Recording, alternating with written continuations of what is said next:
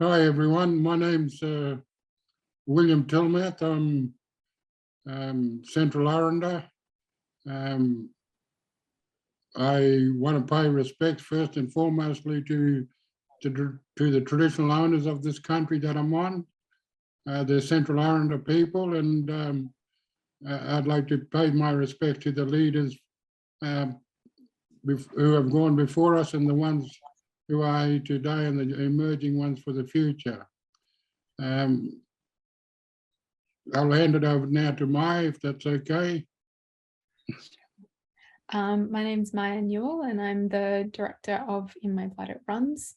I'm here on Gadigal country in Sydney, Australia. I'd also like to acknowledge the Arundel people in Mparntwe and Gadigal people in Borroloola, where we made In My Blood It Runs and had the privilege to walk in the country and make this film over many, many years. Yeah, thanks. Lalota Kuvanga Rachel Renee Nutakail Nanginak Edwardson. Good day. Hello, everybody. My name is Rachel Renee Nutakail Nanginak Edwardson. I'd like to acknowledge the country of my ancestry, which I'm calling in from today at the top of Alaska, Inupiaq country, and my elders past, my elders present, and our leadership coming up. I'd also like to pay deep respects and acknowledge the Arundel people in Central Australia and Borroloola, the Garawa people in Borroloola, where we made these films, and in particular, thank my mentor who's on screen today, William Tilmouth, for all the things that I'm constantly learning from him and for his constant friendship and guidance, and everybody else from your country who I've learned so much from. Thanks for having us here today.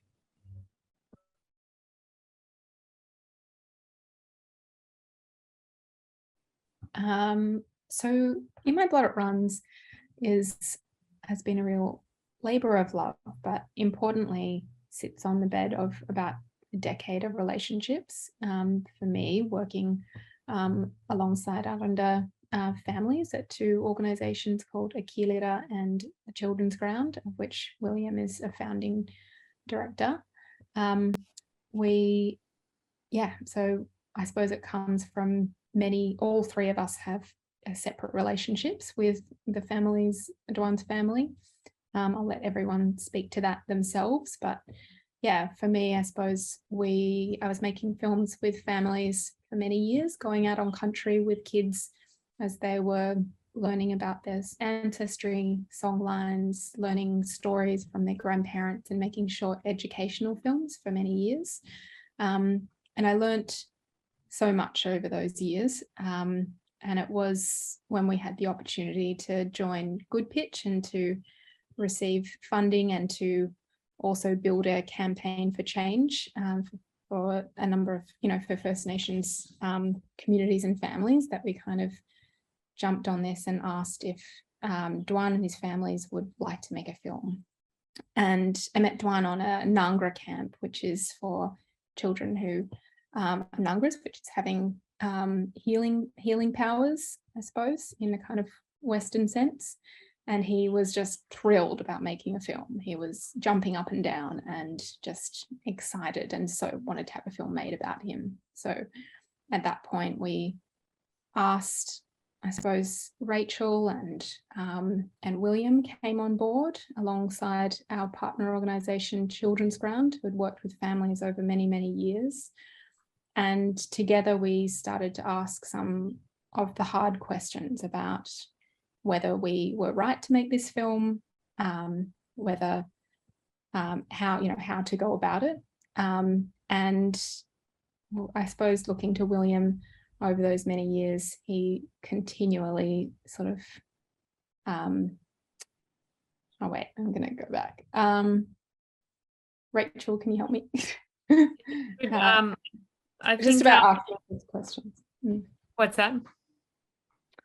Just about that period of coming on board and deciding how to make this film. Well, I think one of the beautiful things about this film, and in relation to the conversation you guys are having with your members and what all the work you're doing in your region with filmmakers over there, is that this film has a unique beginning. So we all came to it from different points, and there's so many beautiful stories about how this film started. But before the film was even a film, the elders of this community and the people you see on screen, and a lot of people not on screen, have understood the power, of course, like all of our communities understand the power of storytelling.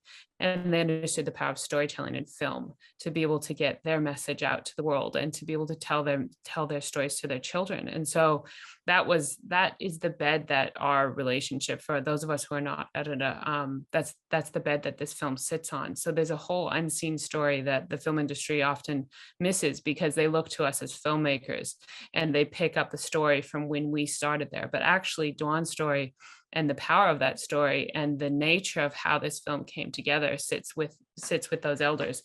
And then this beautiful spark happened when Maya was up there and Dawn was only just 8, and he loved the camera, which is a little bit abnormal for children out on camps, and almost anywhere in Native communities, children tend to be shy of the camera, but Dawn was definitely, as you see, not at all shy of the camera and wanted to tell his story. And so it was this wonderful moment where you had the strength of the elders of the community who knew what could happen if they took control of cinema and got the story out. And Maya's talent with working with young people and bringing those stories out, and the incredible support of our partners on the ground brought this together. And William and I were asked to come on in the beginning to help facilitate conversation around the structure and the process for how we make the film. We knew it was going to be a documentary, and we knew that the documentary was going to be, grounded in the agency of the community, and that the community wanted to see change. So we then also knew that it was going to have a campaign around it for change making. And the question was always, how do we do that? How do we do that so we make sure that the agency rests in the hands of the community? Because anybody who works in the film industry understands, the status quo for filmmaking is very hierarchical. The directors and the producers control everything about the way that films are made. And none of us on our team wanted to see that replicated in this particular process. And with the strength of where this story came from, we wanted to protect that in the process of bringing cameras in and telling the story. And so that's really where it came from. We haven't talked about the story of Dawn yet. Maybe we want to introduce Dawn's story as well a bit. William, do you want to jump in and talk about Dawn and the story and where the story comes from and the stories of the people? I think the history of oppression in regards to how Australian Aboriginals are treated is very similar right across the world. When you see unjust laws and things imposed on people who suffer the consequences of that, you automatically want to resist. And this film is about resisting the status quo in regards to Aboriginal people do have answers. They do have solutions. They do have a way of dealing with issues if only they were listened to. And this film actually portrays that very clearly, that this is a solution that the family had come up with.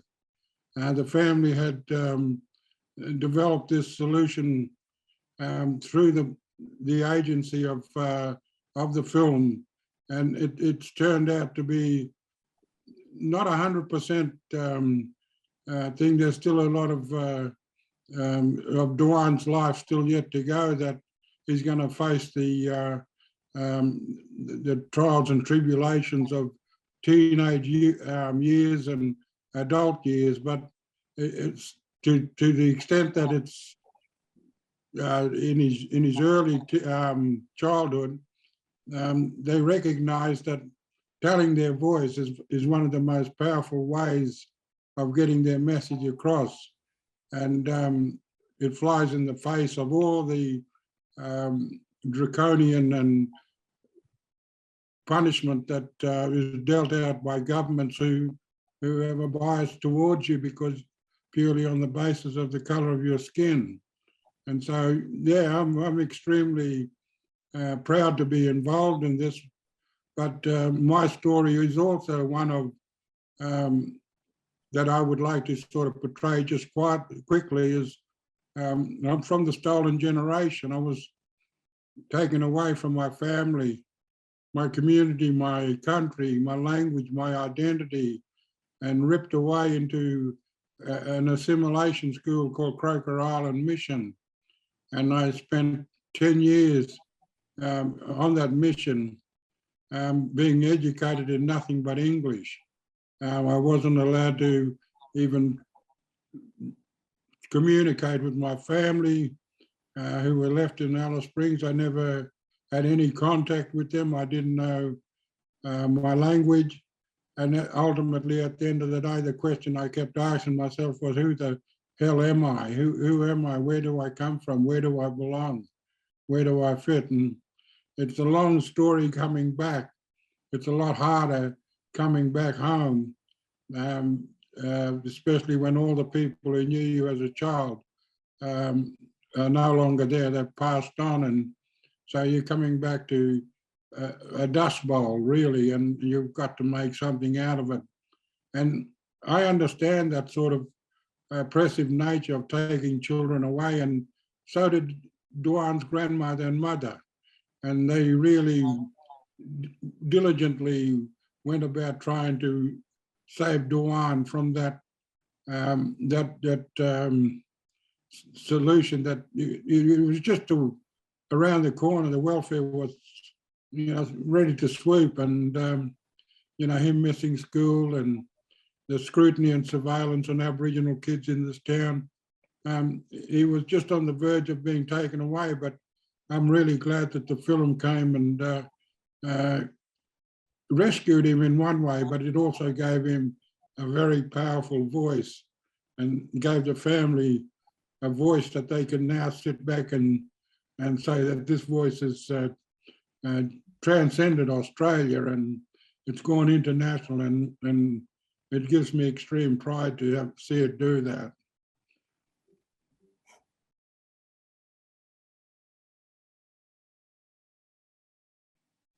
I think what's really, so early on, as Rachel mentioned, with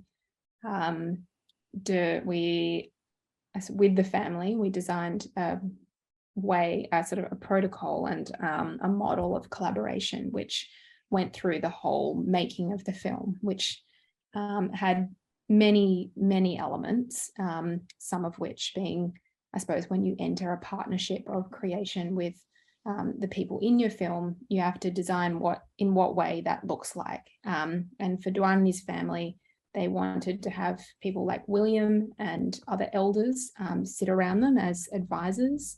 They wanted to be part of all the decision making along the way. And we did that in the way of having workshops through the creation of the film, maybe every 2 to 3 months, which was just allowed space for them to come together and have, deciding what was going in and out of the film, discuss some of the, beautiful and hard things that we'd been filming and where that kind of sat to give us the context to understand different things that were going on on camera.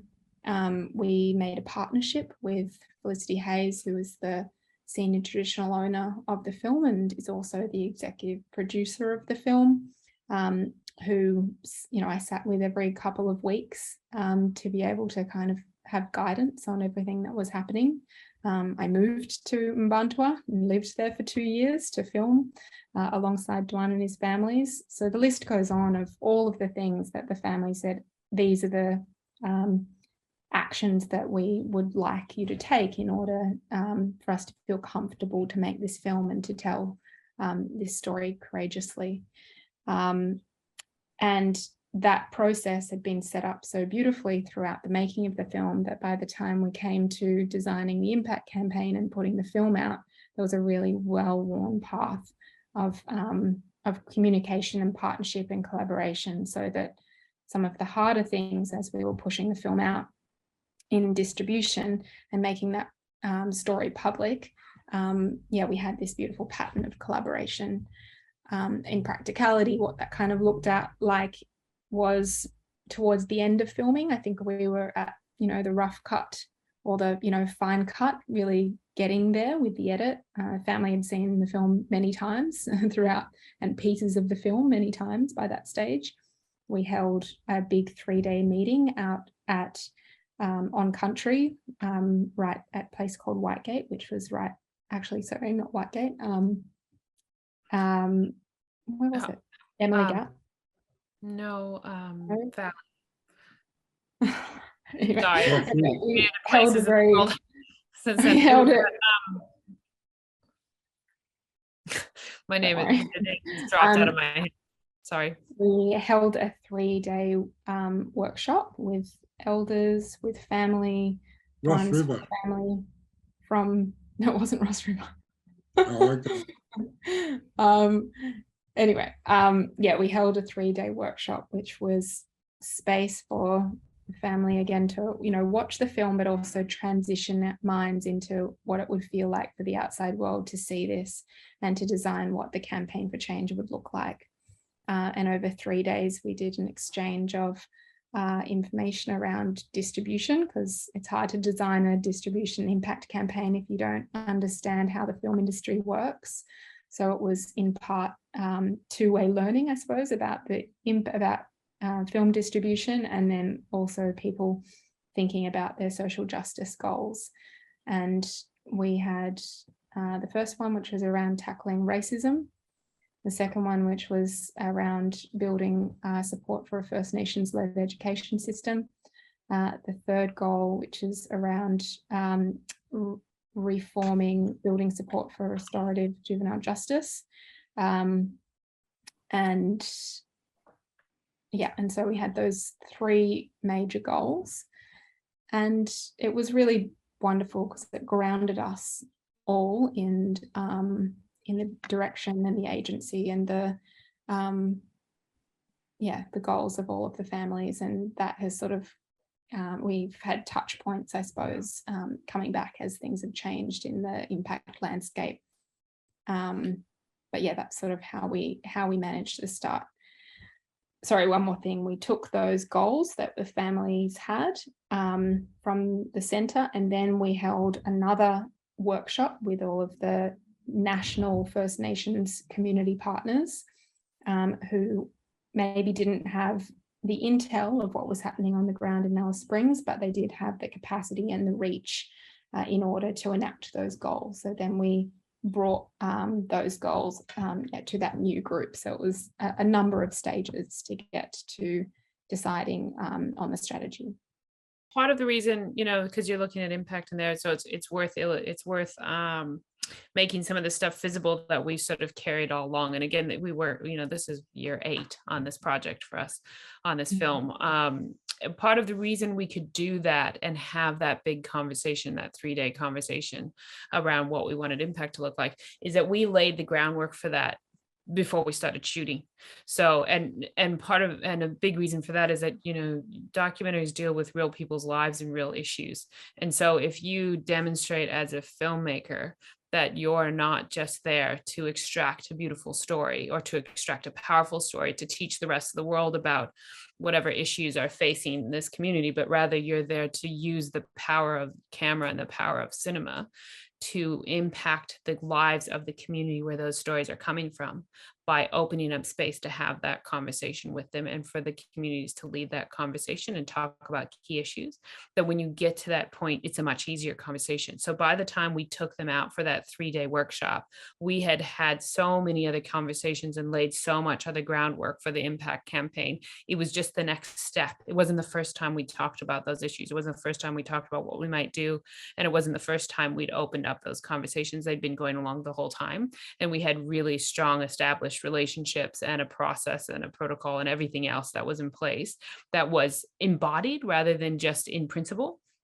And so we were, it just was an honor and a privilege to be a part of it, because we were then, it was a whole functioning group of us and a whole collaborative process that didn't spring up the moment we finished filming. It informed everything we did, and it leading to that impact campaign. And then, like Maya said, by that point, we could then start to branch it out and fill and bring partners nationally around what the community wanted to see. But because it was housed in the community and in how we did the film, as well as everything around it, it had a momentum by itself that guided the process.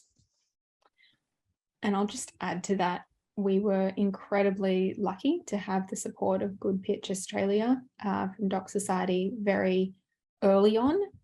We actually raised our social impact budget to do this work before we even raised the film budget, which is very unusual. But it also meant that we, at the very beginning of making the film, when we were sitting down and having these conversations with families, they knew that our intention was to use the film as a tool for social change and to tackle the issues that people were facing in the film.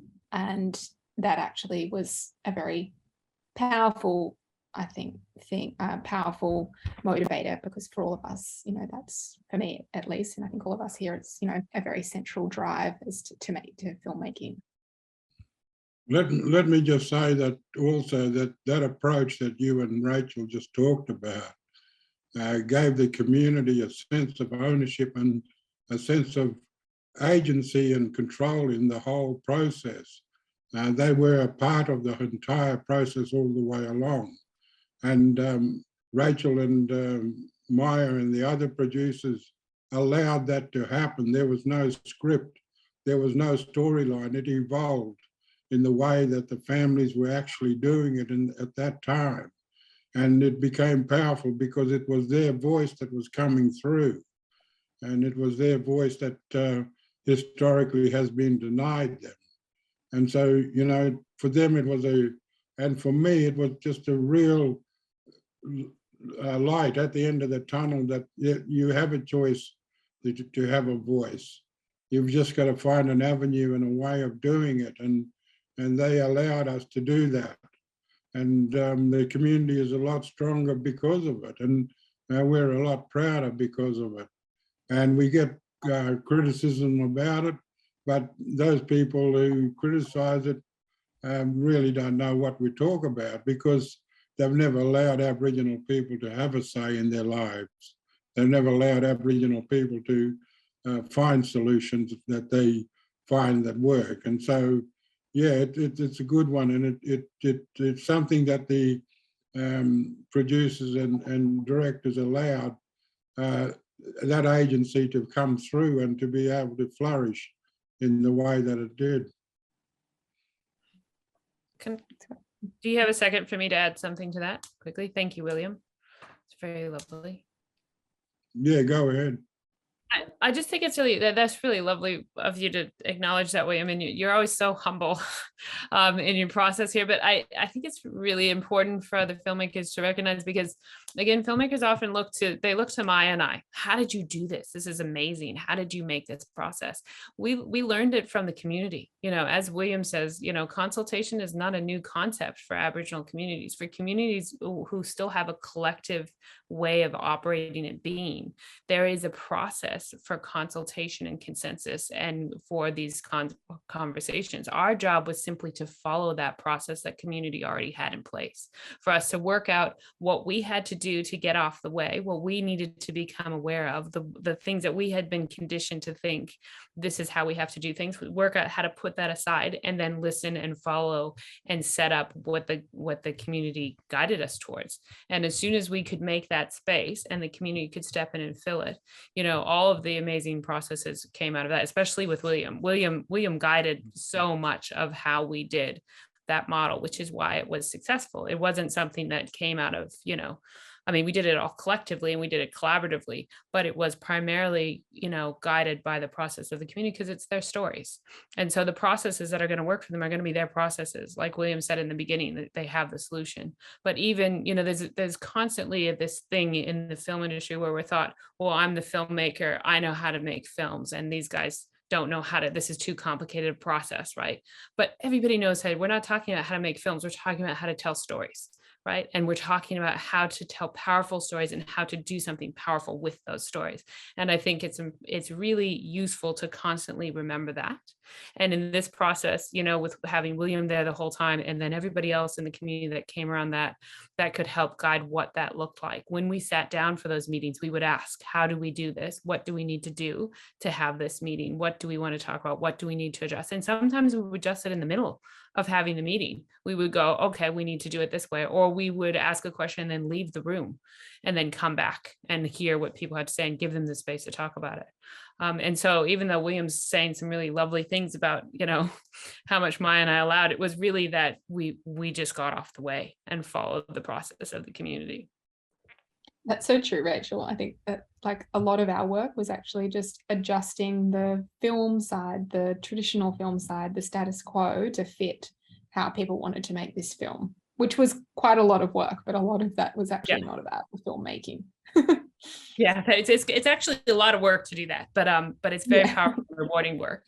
And you get to these beautiful nuance, and you get to this incredible story that then, you know, everything is driven by the story. If you want a powerful impact or a social justice campaign, you need to have a powerful story, and powerful stories are driven by the people whose stories they are. They have the most nuance and they know what is most powerful in that stuff. As filmmakers who are not from those communities, our job is to facilitate and to support and to bring, you know, whatever resourcing around to be able to do that, if that's what's wanted. Sometimes our job is to completely just get off the way. Well, from my perspective, I don't think we had anticipated that the longevity of this film is still going. It's still being felt across the world in many, many places, in many, many situations. And it's an amazing accomplishment in that regard, that people do pick up on the uniqueness of the story, and they do pick up on the feeling that the community felt, and it vibrates across the world in many, many ways. And I'm amazed that I don't even leave my lounge, and yet I can be chatting in Germany, or in this case Beirut, or to the New York Times or whatever. I've never expected that, and the effect that it's had, it's truly an amazing achievement. And you know, I mean, Rachel and Maya, they sit back humble and all that, but you know, literally they bought the community a brand new car and said, drive it. And so we drove it, and they sat in the back and filmed it. That's how I can equate it. But yeah, just being a bit humorous here, that's all. But, I was like, what car? Yeah, that's right. Where's the car? The other thing about how we decided the you know, impact campaign, and that's why sort of we were talking about how we laid the bed of that. You know, Joanne's story hit all of those areas, right? And the community talked about those issues all the way along. So when they laid them out in the impact campaign, it wasn't a surprise, right? Those have been conversations we've been having. Those are the key issues that he faces that you see in the film. You know, he walks through every day in his life. Him and his family and the community walk through and hit those issues almost every day of their life. And so deciding on that to be the guiding force of the impact campaign was kind of self-evident in some ways. And impact, you know, in my opinion, the best impact campaigns tie to the core themes and the powerful themes in your story and in your film, and in particular the strength-based side of those themes, right? So we're dealing with very heavy issues. Juvenile justice is a really hard issue. It's a very heavy issue. Racism is a really heavy issue, and it's a hard issue to tackle. But the beauty of Duan and the beauty of being led and guided by the community is that you can see every single one of those hard issues always has a strength-based side. And in an impact campaign, in my experience, if you want to motivate change and you want to motivate big audiences to change, there's two approaches. One is that you hit them over the head with the message and you try to drive it into them how they should be better, and you beat them up with it in film campaigns, and sometimes that works. But the other one is that you say, this is a really serious issue, look at the harm it's creating, but look at the strength, look at the potential, look at the possibility for change. And then you get audiences who stand up, who want to stand behind that, who want to support it. And Duan's story and the families behind this, just they embody that. And so it was an easy thing for us to follow and put a campaign in support around, because it was messages that carried all the way through the whole process. And the other thing too, that from my perspective, it flew in the face of the systems that are in existence today, the education system. It really showed that up for the failings of what it was, and how it was all about, defining and classifying and controlling people. It was not a system that was conducive to the learnings of young Aboriginal children who come from a totally different system of learning. And so, these institutions had to sit up and take notice, and let's hope that they adhere to the notice that they were given, because this just flew in the face of all the years of oppression through Don Dale, through the, this young fellow came to a crossroad and he went to Geneva instead of going to Don Dale, because it was just it lifted people, and that we have a voice and we can bring about systems change that makes life a lot more easier for people to live in. We don't like to be controlled all the time and put down all the time and be voiceless. And yeah, it flew in the face of a lot of that. Just to add to that idea of how we came up with the goals and the campaign, I think in campaigns generally it's very hard to decide what your goals are, just because there's a lot of debate over how change happens. And in those early workshops, we really took the 3 days to have a meeting about essentially what we wanted to do with the film, because we wanted to incorporate all of the context and conversations around how change happens, and I suppose how ambitious we want this campaign to be. Sometimes it's easy to go for low-hanging fruit that might be a piece of legislation, or these sort of easier, more tangible goals that can be seen as change. But sometimes it's harder to go for that behavioral change or larger picture change, which is very hard to measure. And I think we took an approach which was a range of those things. But in those early workshops with families, we were talking about the history of social justice. We were doing games with timelines, showing the whole history of resistance of First Nations people in the country since colonisation, to see what battles had been won, how they'd been won.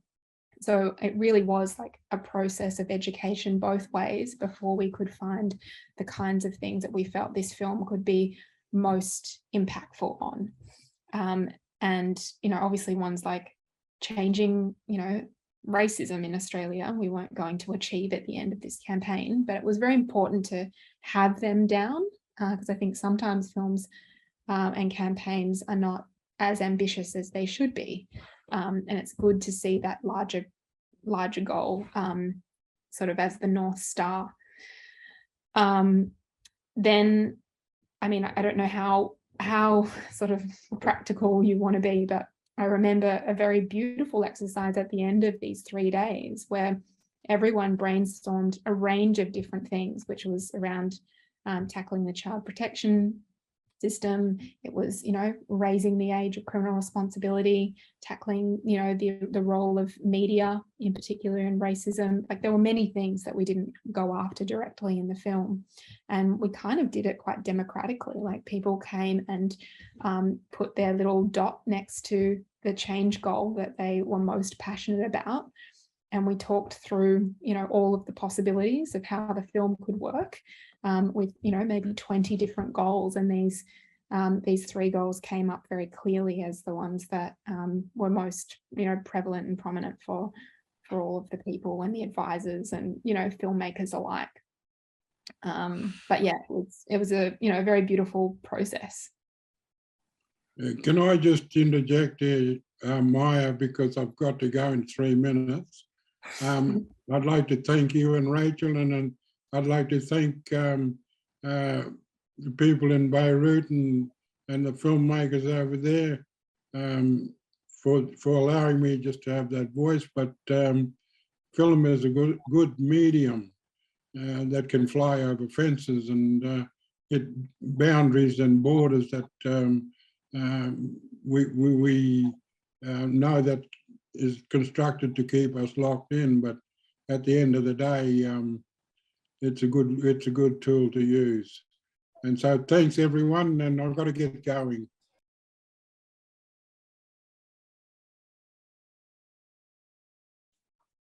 I think it's good to say up front that every impact campaign is only as impactful and powerful as the partners, and it is absolutely the the foundation of every campaign.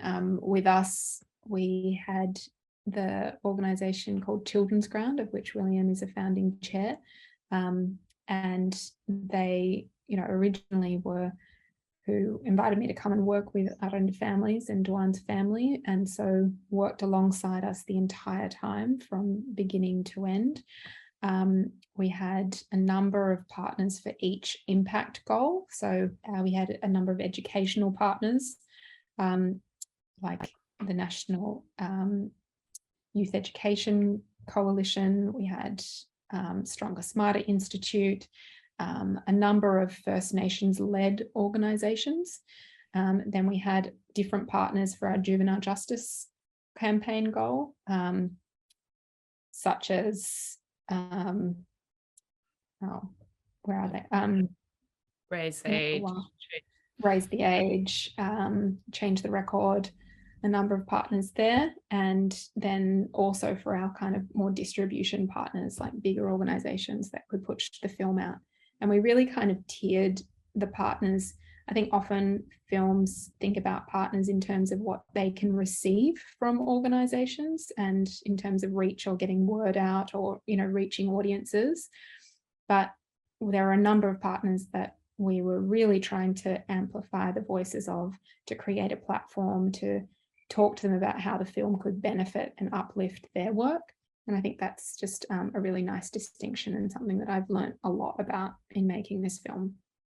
And it's a big thing for impact films as I've been making films for a while and doing campaigns before they were called impact campaigns. And I think it's a really big thing that as filmmakers, it's important to remember, like film is a really powerful medium for helping to make change. But like Maya says, it's the partners you have around it make it, sink or float. Is that the phrase? Float or sink? Whoever the partners you have around it is going to make it successful or not successful. But in that, as filmmakers and as impact campaigners and as social justice, people who are interested in social justice, it's important to remember that our projects and our campaigns should sit alongside the people who are actually doing the work on the ground. Right. This should become a tool for helping to promote and push and strengthen the work that's already happening. It should never take over the space of the work that's happening. And that's easy. It's very hard to hold that space because the whole world is interested in films, and films are very, glamorous and glitzy, and everybody wants to talk to the filmmakers. And so we had to push quite hard, and many times we would ask to be interviewed, and they say, "Oh, no, we just want to talk to you, Maya, or we just want to talk to Duan. We just want to talk to the filmmakers." And we say, "No, well, we're coming with our community partner or with this other person." We worked really hard to bring those people, or to make space for those people to share that platform, because the world pushes for the filmmakers to have that platform. And when you get to the conversation around social justice and impact goals, they will become more successful if you have the authentic voices and stories of the people who are holding that space on the ground. So the two things for us was making sure that we always had Aboriginal-led partners, and we had a diversity of partners with them, but we always had Aboriginal-led partners for each of the goal, with the diversity of national partners and local partners and groups that were interested in supporting. And we always made space for those voices to be heard of our partner organizations who had been running this work before the film even started. Another key point that we did on this film that I haven't done on others is that we had MOU signed contracts with all of our partners to ensure that they were using Dwan and the family's image only, with consent and in context that was appropriate for the film, and to just always have our duty of care for Dwan and his family front and center. And that actually is really required, I think, because you can have organizations also step too far sometimes and start to use the images, in this case of a 10-year-old First Nations child, in ways that wasn't benefiting Dwan and his family. So that was a really great sort of new thing that we did on this film. Yeah, and that was really important because also it's hard to balance when you do get momentum and impact campaign and things want to run forward. It's hard to balance that with protecting the agency and the duty of care of this key protagonist in the story and the family.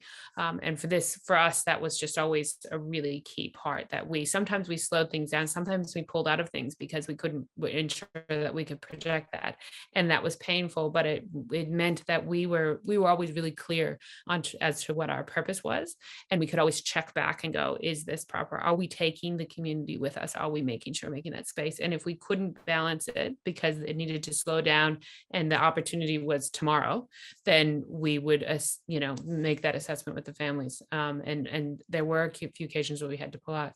But can I say one other thing about partners that's really important? And often, we're just incredibly fortunate in this film to have the support of Good Pitch and Shark Island and all of our funders. We had a diversity of philanthropic funders behind this that made this possible. And they were amazing. They were willing to stand behind the film and behind this process, which allowed us to put the agency and control into the families and communities. And a lot of what we did would have been much harder to do without their sort of silent support, really. There was almost no kind of pushing for us to work towards industry standards that might have been harmful, or to work towards different processes that might just not have gelled. They were very willing to support something which looked slightly different to what you usually see in film industry. And we were really lucky to have that support, but we did structure it intentionally. We did look very carefully at how we funded our projects so that we could protect that first, which also then fed into the impact campaign and gave us that momentum, because it gave us the gravity and the agency that we can then sit into the hands of the people who had the powerful bits of the story to tell. Farah, I've got a really useful diagram that we shared with all of our funders and partners, but also to describe the kind of sort of concentric circles of control and agency that we offered, that we adjusted the system to support families and agency. And it just meant that we had the filmmakers and Dwan and his family in the center of a circle, with the community partners being the next ring out, and then our national community impact partners in these circles, until on the very outside is the funders and the networks and the broadcasters. And we shared that with funders early on, and only took money if they were in agreement to this model of creative control, sitting with those in the film. And for all of you who know filmmaking, that's actually quite unique, because it's often that you would have funders or broadcasters say that they require the last say or the creative control on a project. Yes, and this continued with the impact campaign. Yeah, so we were very, very intentional about that. And this comes again from, we had an amazing team on this project, and we had a lot of diverse skill sets. And there's lots of people who, couldn't make this recording today on our team, who just brought an incredible amount of talent and creative talent about how to do this so that we could protect this, what we needed to adjust. But it comes from before, even before this project, our previous work and work of other people who we've come to. And primarily, a lot of this stuff, again, comes from the community. You look at it carefully and you go, where are the principles that we're following? And we often are looking for kind of new shiny things and what's the 12 step or what's the amazing new project that does this. But there is a whole ancestry of working differently in the film industry, right? And in many other industries that is sitting there waiting for us to learn from, that is often sitting on the ground in the very communities we're looking at. And that point that you raise about vulnerable communities and vulnerable subjects, there is often a hidden strength and a hidden incredible knowledge and wisdom that is sitting in those vulnerable communities that just has to be allowed space to breathe, and has to be, and you have to open up your process to allow that in. And when that comes in, it is transformational. And so it's important, I think, to encourage filmmakers who are stepping into the space and thinking about, especially documentarians, especially people who are going to work in diverse communities or work in communities where there is that sensitivity and that vulnerability, or with vulnerable subjects, to remember to find the strength in those communities and find the ancestry of this work in the very person you're working with, in the very community you're working with. That's going to be your most powerful source of guiding how you do things. And then, yes, look to other projects. Yes, look to other histories. But remember that this process is always protected. Not usually, it is, all communities have this process protected for them. And that is where you should be looking first, which is what we did.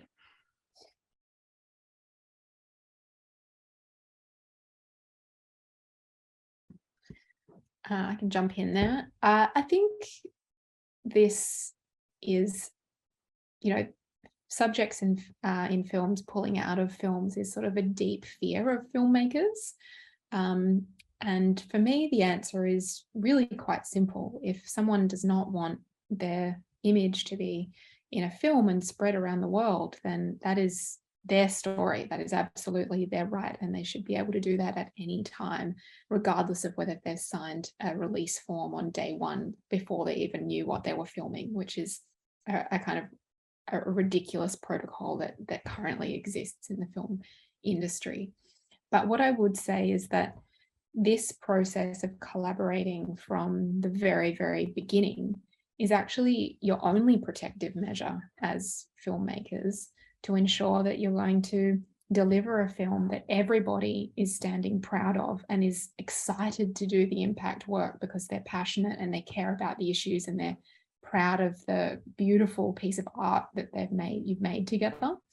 And for me, it's it's starting from the beginning as a partnership, which means that there's never any surprises. There's never something that they watch or they see something that they'd never wanted in the film. There's never that moment that would make them want to pull out. And so I think it really reinforces the need for co-creation and collaboration and what we're talking about today. Yep, that's about right. And I mean, there can be cases, I think it depends on context, but it doesn't depend on context. If people want to pull out, you let them pull out. The idea of people signing blanket release forms, which allow you to do with everything, is I won't be so, yes, I will. I'm going to be very strongly worded. I believe that's an antiquated process. And when I teach filmmaking and consultation and collaboration models, that is one of the big things to talk about, is that, this is a massive issue that we need to address in the film industry, understanding the vulnerability you place people in by putting their likeness and their image and their stories in front of the whole world to see, needs to be flipped on its head. So we're protecting our key characters from the get-go, and that should sit in the context of you building a really strong relationship with those people whose story you're telling on screen, and then understanding, putting a model process around so that if you do get to touchy moments, I mean, ideally you don't, right, because you've built this consultation and collaboration model,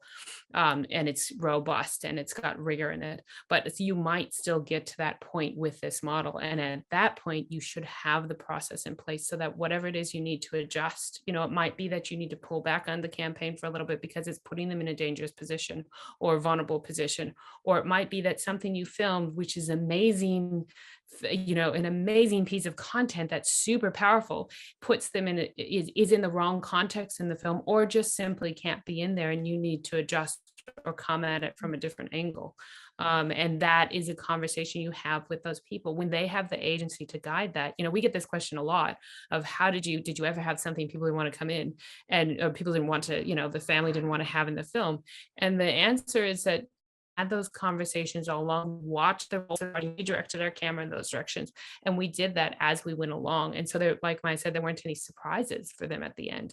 And I think the great fear for filmmakers is that if you give your quote unquote subjects, they're never going to let you tell a real story. They're never going to let you tell a hard. And what I found from other projects and what I know from previous work is that actually the opposite is true. They let you into the more nuanced parts of their lives because they know that they will have control to make sure they're told in a way that doesn't damage them and doesn't hurt them and doesn't hurt their process, and tells, that most people want to have their story told, especially if they're facing inequity in the world, especially if they're facing hard parts. And that was the case for Dwan and his family. They had control over how we told that story and what we told. And so we got to this beautiful, nuanced story on screen because they led us there, because we had those processes set up. And there are certainly times where, I know of some cases, but there are times where you do get to that point and people don't want to have anything to do with it, or they're tired. And it's a little bit of your process needs to have a structure in place so that you can backtrack and say, okay, what happened? What do we need to repair? What went wrong? Or do we need to just put it down for a while? And again, making that agency and control of your key characters is a real thing, right? And so it might happen, but you don't get to the nuance of the story or the power of the story unless you have that. And if you do have that, then you have your best chance of repair and recovery and of being able to figure out a path forward, which doesn't put them in that dangerous position. There's a question around particular story. There's a deeper conversation in there, but I won't open up that ball of worms right now. There's a deeper conversation in there about people who are not necessarily the key characters, but anyways.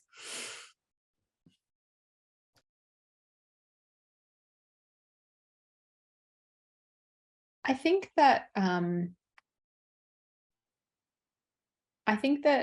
for people building campaigns, sometimes there's an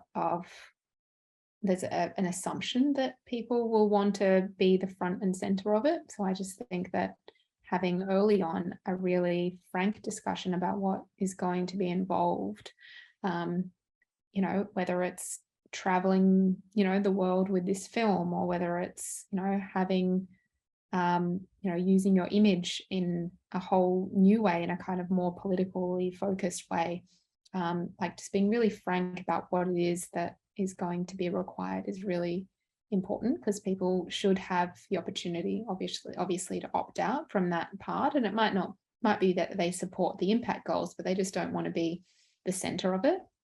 A film that I'm making at the moment, one of the goals is to diversify the experience of being trans and gender diverse, and to reduce the focus from this one central character to show the diversity of identities. And so the campaign is largely about creating space for other voices and young people to be part of the campaign.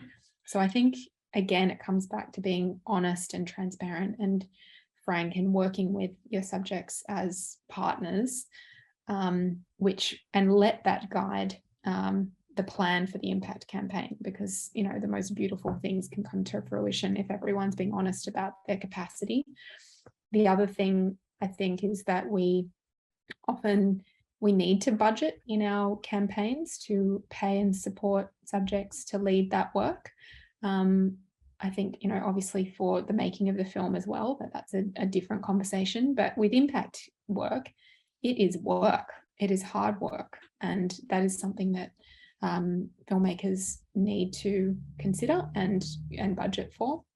I could go on, but I'm going to throw it to Rachel. Have you got any do's and don'ts? I do. I would say that the pain is a big one. If you're working in communities where you're coming into the community, or you are in a position of privilege in relation to the characters you're working with and the people you're working with, and you're extracting, even if you're working in collaborative process, that their stories are the ones that are being put on screen and you're getting paid and they're not. And this is a big conversation. Again, this is another bigger one. I think it's worth really considering what that looks like, because you're using a story to try to create to try to push for equity in the world, that equity should be reflected in how you're telling that story and how you're doing that process. So it's worth thinking about what that looks like and being responsive. The key ones for me are to one, build relationships with your key characters, build strong, authentic relationships with them, and learn how to listen, to learn how to ask the right questions. Often, a lot of the work we did at the very beginning of this film was adjusting how we were asking questions, right? You can't often just go up to people and say, well, how do you want to do it? What's the best way to do it? There's a whole lot of pre-work you need to do to be able to know how to ask those questions so that you're getting authentic answers, so you're building a stronger relationship with them. Prioritize the relationship and the human before you prioritize the film, right? This is a big thing. And as filmmakers, we're all pushy, and we all know that we have to be pushy to get a story. And that's a hard thing to balance in the moment. And we all have moments where we've gotten that wrong. But if we make sure that our North Star and our priority is the humans in front of us, rather than the potential story that we're getting on screen, then more often than not, we're going to be clear. So prioritize the humans, build the relationship, learn how to ask the questions properly so that relationship is authentic. So figure out what it is that we need to know, and never assume that we know. I think often for those of us coming from communities with lived experience, for me, I'm an Aboriginal person from another country. My relationship to Dwan is through my husband, who's got a multi-generational relationship with the family. He speaks language. He shot some of the early content up there. He worked with them. I met Dwan when he was a baby. I know the family really well. I've been at bush with him lots. And there's just there was a very important need for me as another Aboriginal person to make sure that I was never assuming that I knew because I have a similar lived experience to Dwan, or because I am an Aboriginal person, or even if I was an Aboriginal, like working at home in my own community. Just never assume it's always being humble is really, really important. I don't think I think it's impossible to build true collaborative relationships unless you are approaching them with humility. Equity in your projects, building relationships, humility, and agency. Those are all the keys. There was something else in there, but I can't remember what it was. I have one. Last thing you're talking about. I have one. There's a hand. I could go on forever, but yes. Go ahead, Maya. Sorry. I have one, which is, I think when you're designing goals, I think you have to think about what are the big picture goals that you're wanting to achieve, but also how does the impact campaign directly benefit the people in the film? So I think designing something that is what they need to continue on their everyday, whether that's, in the case of Dwan and our film, it was we were raising money for First Nations led Aranda school to be built on Dwan's own homeland, so that he could have his brothers and his sisters and the next generation could have education on their homelands. So I think that's really important, is to think big picture, but also think locally, what's going to benefit the people in your film after this experience. Yeah, that's the best way to ensure that it's not extractive, right? I think it's hard. It's very hard. It's very easy to get that confused because you do see the greater politic and bringing equity, using the story to make change in the world, trickles down and does make an impact on the community and on the family whose story is on screen, or the person. And sometimes it's just one person's story, right? What's the benefit to that person? They are the people whose stories are on screen. And sometimes the benefit for them is very different to what the big impact goal is. And it looks, might not look as, glitzy or whatever, but it's actually more important. So it's actually, and you can do both. Like I think a lot of times we think, oh, well, we can't do both. We can't put energy. It's too much work, or it's too much, but actually you can. Actually, you can always make sure that you've got both focuses in, and that's been a big thing for lots of this work. I can't remember, there was something else in there anyways. Another one. Sorry, keep going, because it's going to bug me till I figure out what it is. Yeah. I think celebrate and have fun as much as you can, because impact work and campaigning is bloody hard, and you actually need to build a wonderful team. You need to have fun with your subjects. They need to feel the elation and this, the success of finishing a long form project in order to have them, the fuel to continue on into the impact campaign. Burnout is a real thing.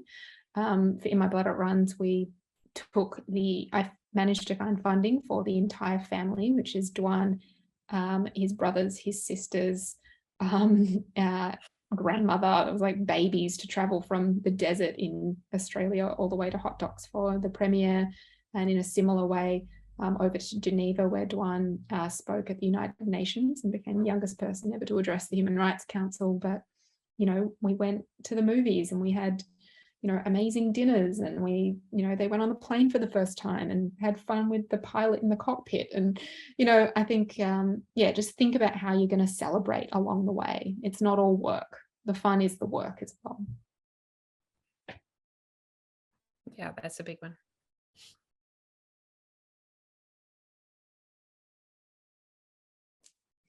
Do you want to go, Rachel? Okay, yeah, sure. So I started filmmaking when I was in high school. There was a television studio in this tiny little village where I'm from. I'm from the northernmost tip of Alaska. It's a little Inupiaq village that was pretty small when I was growing up. And sort of, you know, for this tiny little period of time, we had a television studio, and we were making little documentaries and news stories.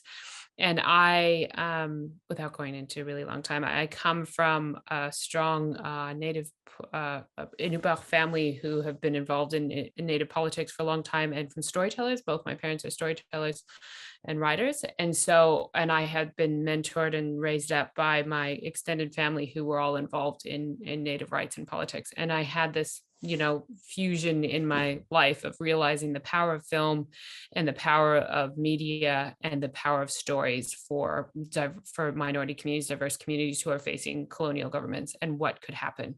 And I learned that by watching what my ancestors had done before and learning about it. And so I decided at a very young age, that's what I wanted to do. And I wanted to make films to bring Inupiaq voices to screen, not so much at the onset to tell the whole world who we were as a community, although that was certainly part of it in terms of the social justice aspect and the political campaigns that went alongside of it, because that was my upbringing from my elders. But I saw the power that filmmaking and storytelling had to bed down the strength and the narratives inside our own communities. And so I looked at our community and I realized that I had had a really privileged upbringing to know my own history, to know Inupiaq stories, to have all that content. And most of my peers had not had that privilege because it wasn't being used anymore. We weren't telling our own stories internally. We weren't sharing our own news internally. That had kind of gone quiet as a result of colonization, as a result of oppression. And I saw the power of what happens when we take control of telling our own stories. And so that was how I came into filmmaking. And I was asked to come home and make a history series with the community to kind of push for a number of, we're still a subsistence hunting community, and we were trying to protect a lot of subsistence hunting rights. So a lot of my early films were around bringing in stories to mainstream, landscapes in order to be able to protect, and in order to be able to protect Inupiaq rights. And I learned by working with old people and by working with people on the ground who weren't filmmakers around how to adjust the process of filmmaking, and how you can do things differently, and how to bring in other models of working, and what that looks like from start to finish, and how to make sure that your focus was clear, right? Because as a storyteller and artist, I wanted to get lots of money and make fantasy films and tell Inupiaq fantasy stories and make beautiful images that looked lovely on screen, which I still want to do. And I kind of have done in small little areas, but the focus of my political awakening and my coming of age was realizing that should be a tool that you use rather than the focus of what you're doing. And so I was very lucky in filmmaking to have that always as a focus, and to understand how you can use films to run political, or to support political campaigns. And when I first started making films, and they had a social justice slant to them, I was told by the entire film industry in this country I was not allowed to call myself a filmmaker, because they had impact campaigns, what we now call impact campaigns attached to them. And that has changed drastically in the film industry, which is a wonderful transition. But that's my background. I'm married in Australia and then kind of started traveling back and forth and worked in Aboriginal communities all across Australia and learned an incredible amount from elders on the ground about original processes. I won't call them alternate processes, but original processes of how we work in collaboration, and have had the fortunate experience to be able to do that on film and impact campaign and media campaign and community projects all around the world, being guided by those elders. So that's my upbringing, without going into direct stories and without rabbiting on for too long. I might say that I've learned a lot from Rachel and this beautiful mind on screen throughout the making of this film. And I think that making In My Blood It Runs has certainly been a falling even deeper into understanding the importance of co-creation and collaboration in all the work that we do as documentary filmmakers. But I started thinking about these things on my first feature film, really, called Gaby Baby, which is about children being raised in queer families, which is my story. I've got 2 lesbian mums, and we started making this film with my producer, Charlotte Mars, at the time. We went to uni together and we were like, let's make a film, and we finished uni. And this was the very ambitious project that we decided to make.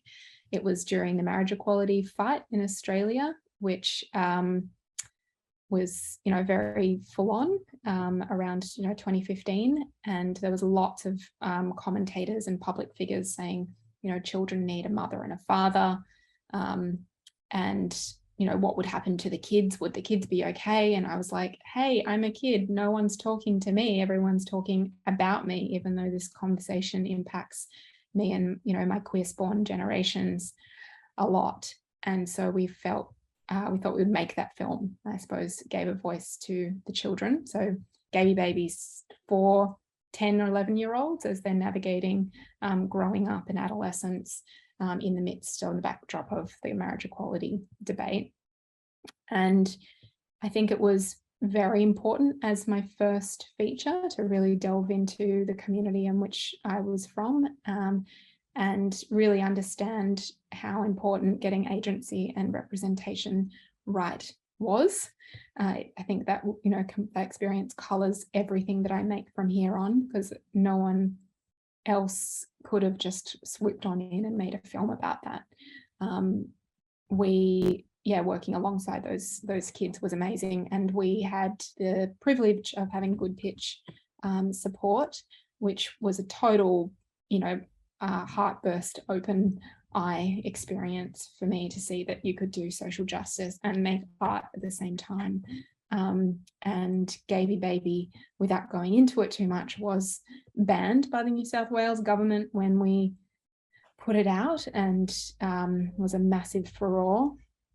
And all hell kind of broke loose when we released that film, in a quite innovative campaign. And there's a link to the video of that campaign, which maybe you can share with some of your audiences. But since then, just been working on In My Blood It Runs, and just released a new film called The Dream Life of Georgie Stone, which is about a young trans activist in Melbourne, which will be coming on to Netflix at the end of the year.